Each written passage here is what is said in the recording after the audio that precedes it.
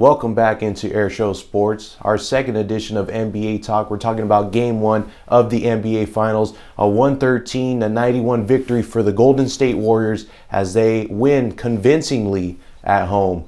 A big game for Kevin Durant, 38 points to lead all scorers. LeBron James did tally 28 of his own, but it wasn't enough for the Cavaliers as they go down in the series 0-1 to the Warriors. We bring in Miles Kerlock. Miles, big game for the Warriors. What were some of the biggest takeaways you took from Game 1? Well, biggest takes is a 1A, 1B as ranking. Biggest thing I took away from this game. 1A is going to have to be Kevin Durant.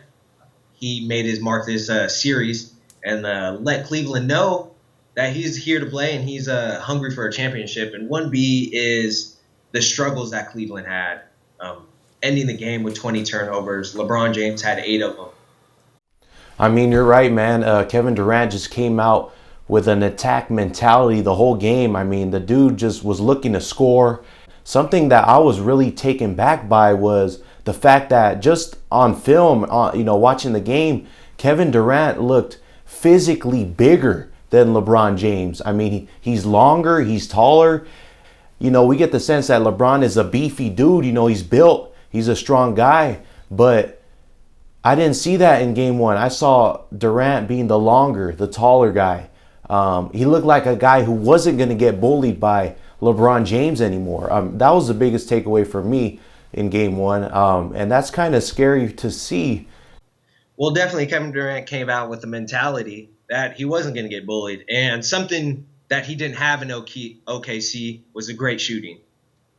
They spread the court out a lot more than OKC was able to, and that opens a space up for Kevin Durant.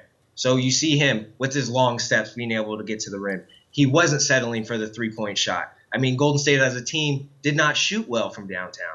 They only shot about 36%. So they didn't settle for the three-point shot, which they seem to fall in love with and everyone is threatened by.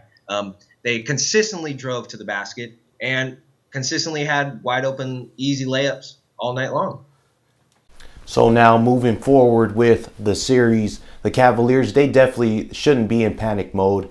You look back at last season, they did lose by 15 points in Game 1, and then in Game 2, they lost by 33, and we all know how that series ended up. So it really isn't a panic mode time for the Cavaliers. They got to regroup, make some adjustments.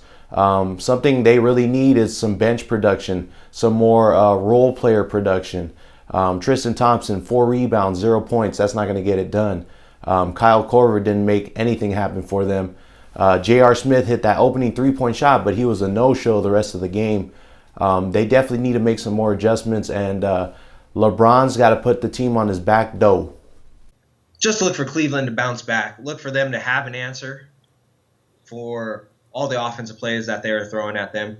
And something you've seen, actually something you did not see as much, and something I touched on last segment about how the offense needs to be run through Curry. They ran it through Kevin Durant tonight, and they had a great scoring.